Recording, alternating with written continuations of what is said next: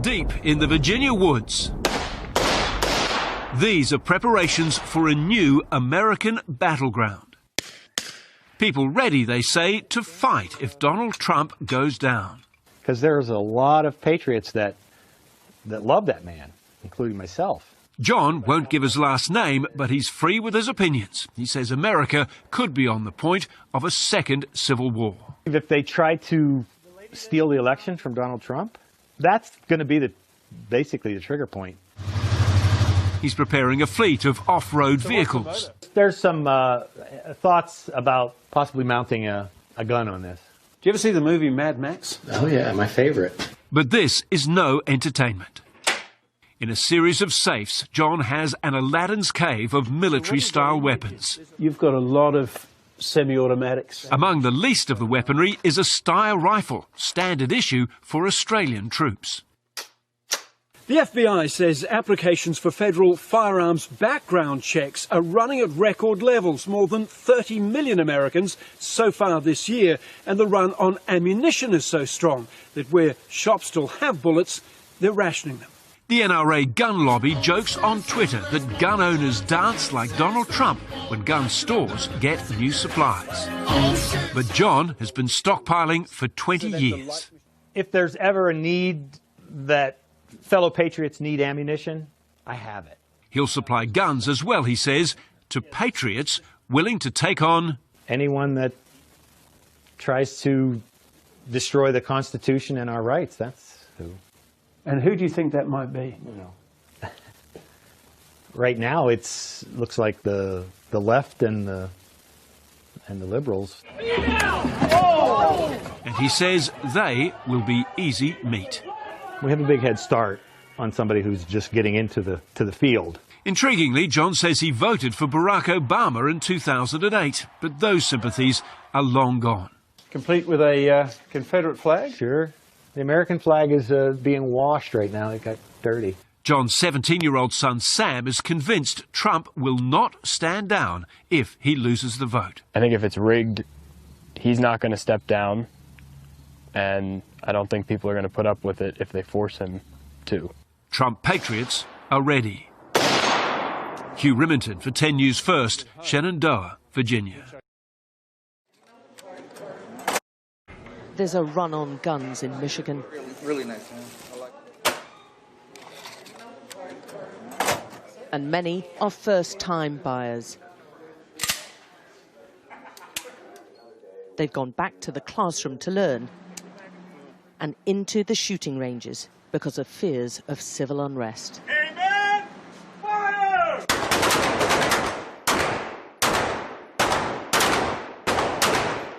And they come in and they don't even know the process. They don't even know what they have to do. All they know is they want to buy a gun. And I'm fielding over 100 phone calls a day for that, too. I know. Some believe the bigger, the better. Others want guns they can hide in their handbags. They're from all political sides and all driven by fear. People are doing things that we've never even thought about doing before. Taking it to limits that we've never thought about going before. It's almost like a deterrent more than anything else. My goal is to never, ever have to use it. Anything can happen, so you just want to be as best prepared, We're going grocery shopping after this. Stock up the cupboards. Stock up the cupboards. Stockpiling food. Well, not stockpiling, but just being comfortable just in case. Dropping all signature on the back. They've been dropping off their early votes amidst a legal battle about allowing guns at the polls on Election Day. My concern is for our seniors who are going to come out to vote on the 3rd and have to worry about seeing a bunch of people outside with guns. Get out and vote. And this in a swing state where the FBI discovered a plot to kidnap the governor over her lockdown measures and where multiple militia are active. Oh, it's horrible. You know, that's got to stop. These militiamen, they're radicals, you know.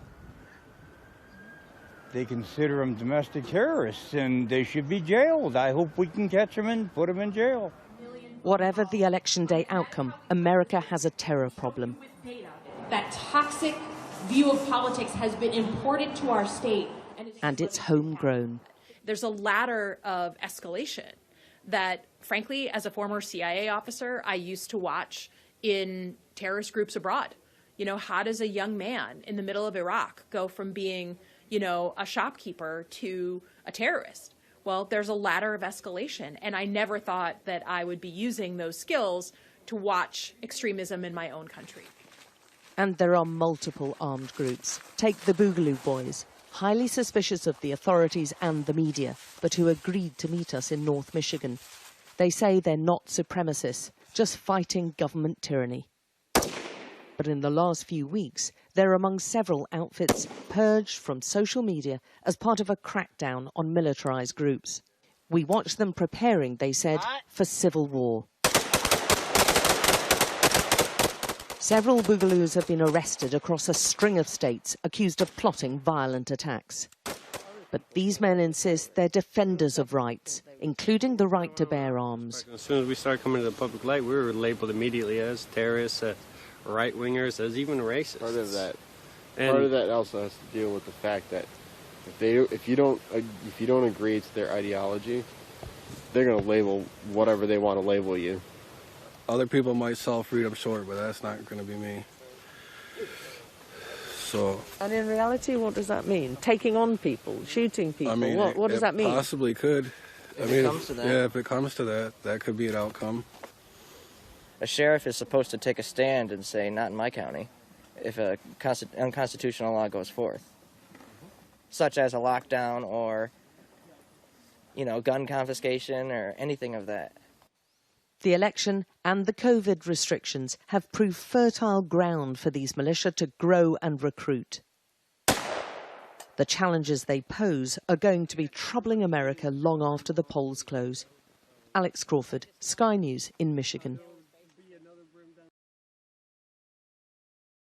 Move this goddamn mother... Hey, y'all not coming. Move this goddamn motherfucking car from. Fuck that nigga. Get that shit right. Get the fuck out of our hood, nigga. Hey. Get the fuck out of our hood, nigga. Turn around. Get out of our hood, nigga. Take that shit out here. Get out of our hood, nigga. Get out of our hood, bro. Get out of our hood, bro. Hey, get out of our hood, bro. Hey, what's up, man? Y'all, what's up, man? This how it's going down? This how it's going down? Y'all gonna let them come through our hood like that, man? It's our hood, bro. This our neighborhood. Y'all gonna let them come in? Hey, that's disrespectful what he doing, bro. He can't come to our hood like that. Man, that's disrespectful, bro. Y'all just gonna let us get rid, man, come on. Yeah, fuck 12. Fuck 12. For real. Y'all some O's. Let that nigga come down here like that. Now, you not coming down here. He gotta go that way. You gotta go that way, bro. Hey, you gotta go that way, homeboy. You better go that way. You better go that way. You're not coming to our hood. Yeah, you ain't coming to our hood with that. Yeah, you going that way, homeboy. This what y'all want for work? This what y'all want? No? You see him? Yeah. Get your bitch ass out of here. Yeah. Get your bitch ass out of here.